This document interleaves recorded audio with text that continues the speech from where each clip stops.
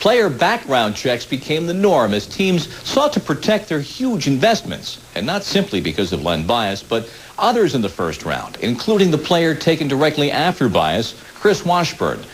Everyone knew what he could do on the court. Few suspected how unprepared he was for life.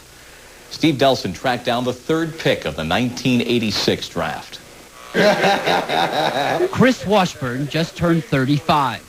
He is 7 feet tall and almost 400 pounds. You're going to start talking about them $100 tips and stuff again. I know. After lasting only 3 years in the NBA, he's spent much of the past 12 years bouncing around the criminal justice system, squandering his talent and money. They don't never let me get no credit now. And struggling with an addiction to cocaine. There's no secret I blew a lot of money on drugs. You know, I know I spent over $1 million on drugs.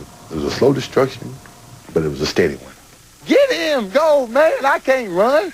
Washburn lives with his wife and their 2 kids in Hickory, North Carolina, the same place where his troubled life began. Yeah, that's good. Washburn stood 6 feet 7 inches by junior high. In high school, he received more than 1,000 letters from college recruiters. He decided on North Carolina State. And according to his college teammate, Nate McMillan, Washburn's problems may have started because of his size. A guy who's probably 6'2", 6'3", 12 years old, just can't hang out with guys his own age. And I think he grew up with some older guys and matured a little too fast. Washburn. In his freshman year at NC State, he was convicted of stealing a stereo and suspended from the team. As a sophomore, he averaged 17 points a game, which led to a call from an NBA agent.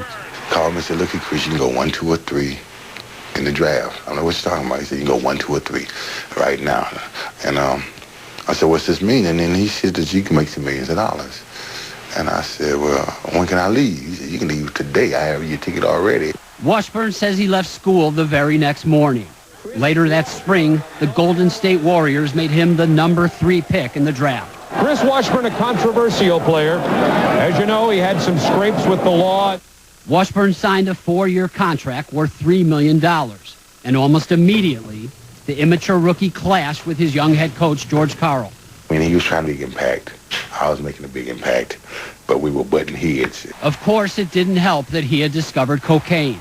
He says he first tried the drug at the beginning of his rookie season. As long as I was awake at that time, I mean, drug had to come into play sometimes that day, and I would get my drugs sometime on my way to practice, on my way to the game. Did you ever get high in the locker room before a game? Man, I did it all. I mean, halftime, I'd go run in the bathroom and go in and get high. I mean, Coach Carl's in there giving this speech, and I got diarrhea, and I'm sitting on the toilet, and I'm getting high.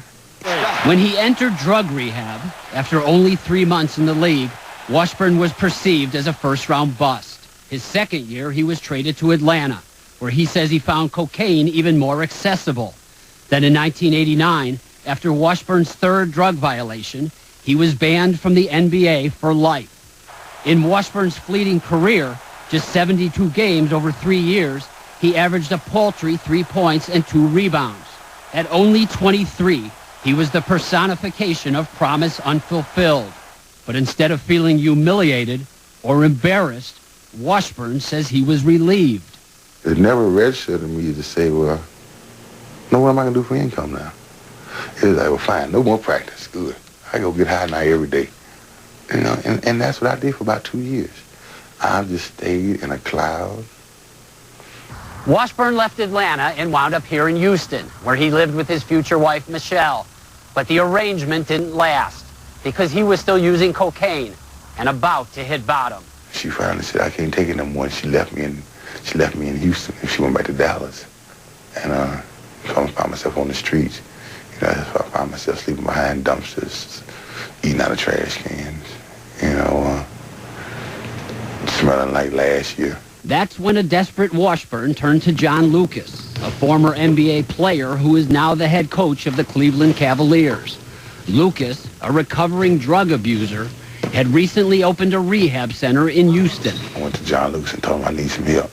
Really need some help. A lot of people in sports get pushed through the system. Chris was a kid that went to school for 2 years and went immediately to the pros. Chris needed a lot of maintenance. He needed a lot of support. John gave me a chance to get my life back. But Washburn's new life was similar to his old one. He says he's been in rehab 14 times. During the mid-'90s, he spent 2 years in jail for cocaine possession. There was a string of more than 25 other arrests, as well as forgettable stints in the CBA, USBL, and overseas. Finally, last year, he moved back to Hickory to be with his ailing father. Washburn says he had a relapse after his father died of prostate cancer. I was doing good up to that point. That shot me for a whammy, to say. And, and then, I went out then. And, because I've never been a person to really learn how to cope. Washburn says he hasn't used drugs in almost a year, but his legal problems persist. He was charged with cocaine possession last summer, and his case will soon be considered by a grand jury. Same attorney. On May 25th, Washburn was back in court for allegedly forging a check. And according to Johnny Turner, an assistant district attorney in Hickory, these cases are part of a pattern. We've seen him here, and it's a public record, over and over, for obtaining property by false pretense. Worthless check. Other schemes to get money. We see a direct connection between the property crimes funding his cocaine habit. He says he's recently worked at a fiber optics company, and he talks about breaking into professional wrestling. He has filed an $80 million lawsuit against CBS and Warner Brothers Studios.